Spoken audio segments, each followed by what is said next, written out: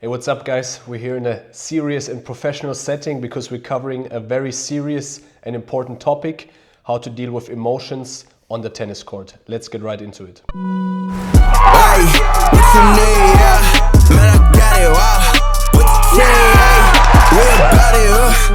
So we all know the feeling when the emotions get the best of us on the court.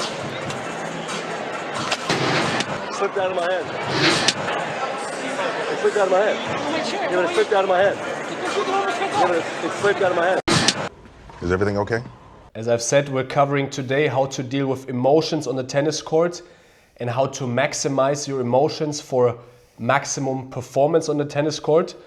This is a very difficult topic. That's why today I'm joined by Michael Berrer. He's the former world number 2 in the ATP Singles ranking. He has beaten Nadal. He's played on all the big tournaments, all the big center courts. Emotional issues, he has seen it all. And on top of that, he's also a master in sports psychology and a consultant to international global players such as Porsche. So he knows the business world and the tennis world inside out. And he's going to help us today to cover this important topic, how we can maximize our emotions on the tennis court. And I'm sure also this will help us to maximize our emotions in life. So really happy to have you here, Michael. Thanks for your time. Thanks a lot, Hendrik. Number 2 in the world would have been a great honor. It was only 42 in the world, but nevertheless, that's a great intro. I like it. I appreciate it. So my emotions come up here right now, and emotional intelligence is a topic that we want to cover today. Okay, Hendrik, let's start right into the topic. Emotional intelligence is a topic that is rarely covered in today's sport environment, and I believe it should be worth talking about because we are all driven by our feelings. When we are on the court, I think all tennis players know exactly what we talk about right now. We have one emotional and feeling setting that we all experience. It's anger. Anger is there all the time when we play tennis, right? Unfortunately, it is. Yeah. It is. So we have joy. I think there is not enough joy in the tennis world. I rarely see people in the amateur level really smiling when they play, so they struggle a lot. There is not enough joy. Then we have 2 emotions that are really very negative in their stigma, and you don't want to talk about it as a professional, and that is sadness and that is fear. I think we both know really well what it is, and we experience it on a constant level when we are on the tour. But talking about it is kind of a no-go at this very moment. Forbidden thing. Forbidden thing, kind of, yeah, because it's not manly, it's not strong, it doesn't show confidence. But I would argue it could be a game changer to talk about these feelings and to transform them into what they are really. They are strength, and they can be motivating, they can give you energy. And that's what we talk about today. So Hendrik, let's start with the first feeling, and I would say that's anger, something that I am very familiar with. When do you experience anger? I think anger, as tennis players, we have to deal with it constantly. And for me, it's always anger is attached to expectations that I'm not meeting. Missing an easy ball, or much less these days, but not being prepared, maybe forgetting something. For example, clay season, I have a blister, but I don't bring my stuff, and I'm a professional tennis player, it's my job. Mm-hmm. And these things, they piss me off a little bit, and anger comes in, and anger often clouds me, and then I'm not being the best version of myself. So this is how I feel about anger with tennis. Limits me. Anger arises while we play because many things don't work out as we want it to work out. The forehand is stuck, it doesn't work that way we want it. The backhand is a little bit stiff, it doesn't arrive at the point where we want to land it.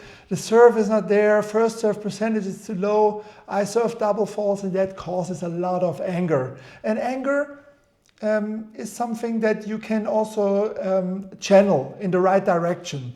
But you have to have the skills. If you don't have skills, it ends up with you throwing the racket over 6 fences, crashing your racket, screaming at your opponent, being rude to the spectators. And that is all usually, I think, behavior that we don't want to do or we don't want to perform.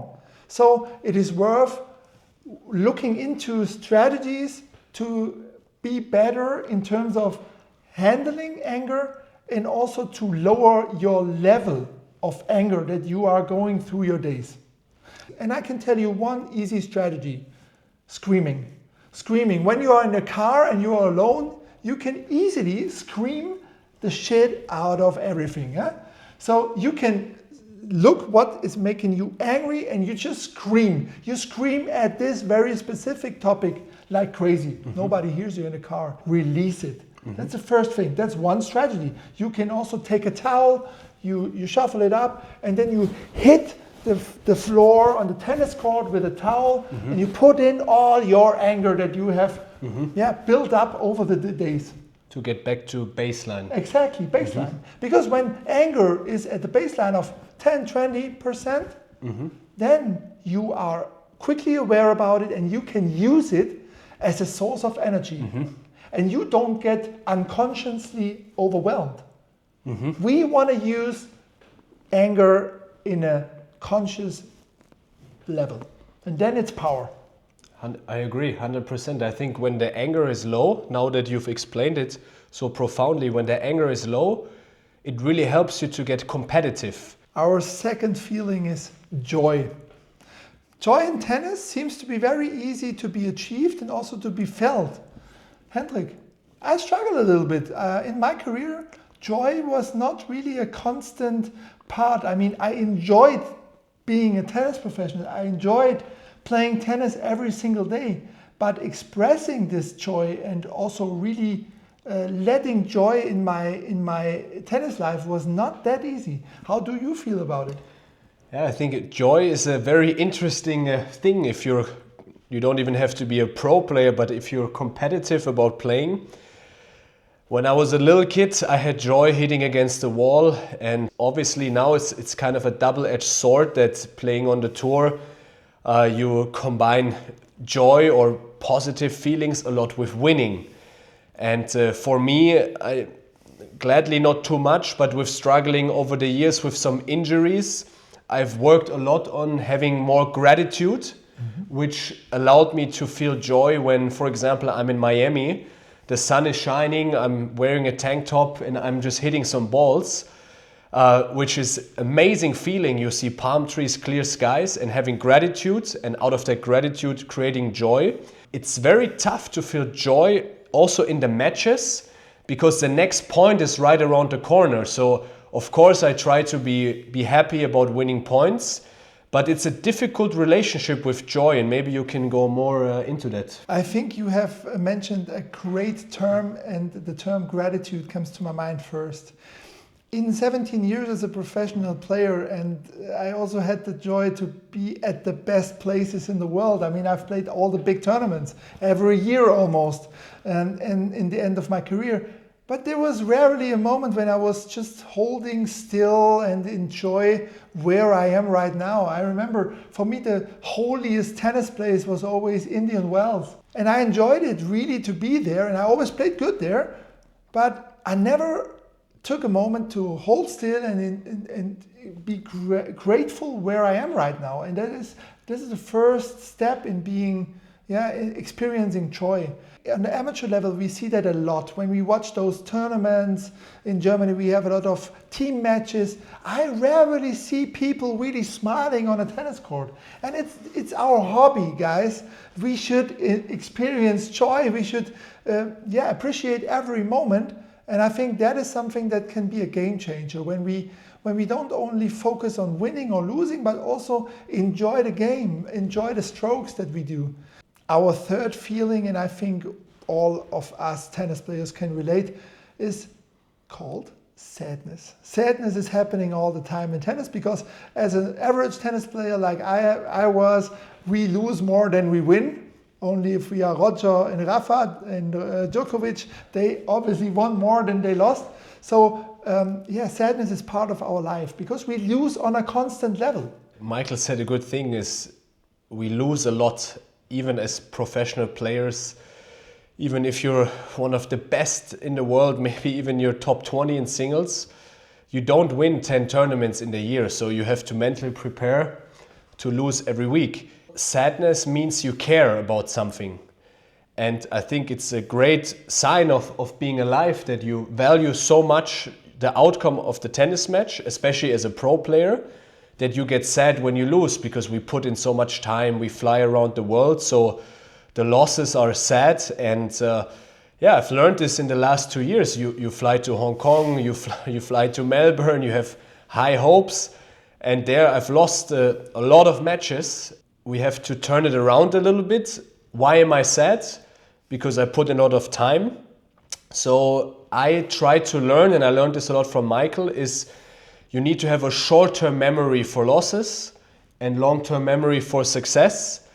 And losses equal sadness, because if you're happy that you've lost, then probably it's time to change. But yeah, that's how I would attack it, or how I'm attacking it. It's obviously easier said than done, but I try to obviously confront myself with the negativity, with the sadness, but to have more of a short-term memory. That's my approach, and I've learned this from Michael, but maybe you can tell us a few more things. From my perspective, sadness has a very negative touch. So we don't want to talk about it, because sadness means in our world often weakness, and you can be hurt when you are sad, and it shows many people, oh, he's not mentally strong. From my perspective, it's pretty normal. If you play in Miami and you lose your first round match, you are alone in a hotel room. It's normal that you are sad, and that maybe you even cry, because it's not nice that other people in the tournament win matches and you lose. That's not good. It's normal. But to suppress those feelings, I feel that is the worst. To give him room and to say, hey, yeah, those feelings, they have a reason to be there. It allows you to let things go. When you are sad or when you are in grief, that's a normal process. When you lose someone, you are in grief, but that allows you to let go of this person. And that is the same. When you are not sad, you cannot let go of this loss. Yeah? Mm-hmm. Very easy, simple psychology. So we should maybe try to turn around the sadness and use it to our advantage, because when we are sad, then we are also able to evoke this kind of anger to get into the doing. Mm-hmm. I often, when I lost a match, I went on the court in the evening with my coach to instantly work on the things that I didn't like. Mm-hmm. And that was a big motivator. It helped me, yeah? And I think most of us in the tennis world, even on the amateur level, we know that we want to achieve more. We have big goals. We want to win matches. And if that doesn't work, it's normal that we are sad. So we come to our final emotion, or to our final feeling. Let's see in which context we will describe it. And that's fear. Fear for me is a constant partner in crime in our sport. Hendrik, how do you experience fear?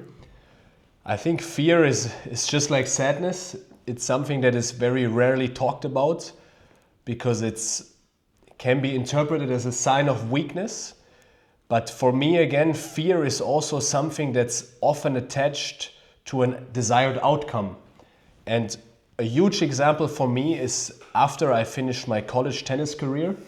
I was a good college player, but not a designated high-level performer like Ben Shelton or other guys that went through the college route. So I started out on the Futures Tour, and I was losing. I was definitely not dominating there.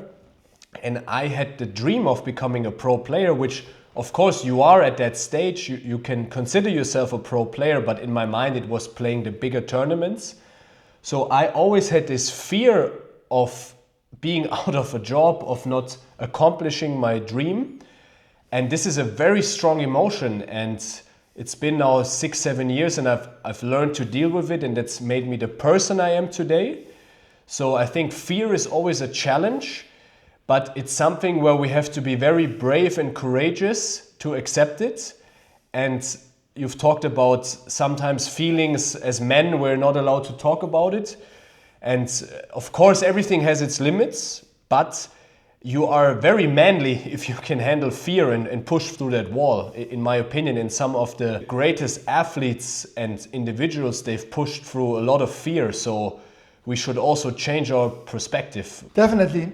For me, fear was a constant driver in my career. In the beginning of my career, I was so nervous when I went on court, and it was probably fear of failure. What I see is fear is not negative, because when you are at the mountain and you go to the cliff and you are not fearful, you probably go too close and then you have a problem. Fear is again one of those feelings that are seen as negative, but I believe we have to turn it around.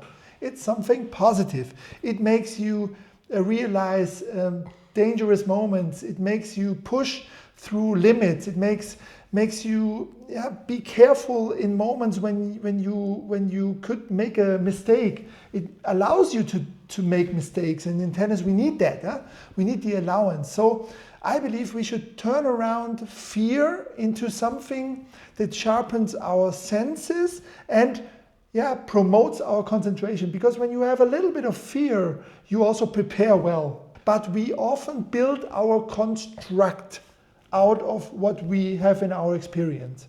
And that is very important. Emotions are always built from kind of a trigger from outside, and we interpret a lot of our old memories into it, and then we construct the view that we have. And we can change it, we can influence it.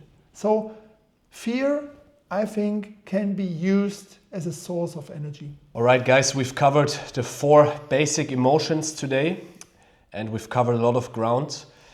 I started the video by saying it's a very serious matter, and of course it is, but maybe we should become more playful and also more accepting of our emotions, because at the end of the day, Mother Nature created all of these emotions, and we shouldn't be afraid of it because it's part of life. We are able to experience all of these emotions, so there must be a time and place for them. And I don't want to get too philosophical, but Michael showed us how to harness the power of the emotions.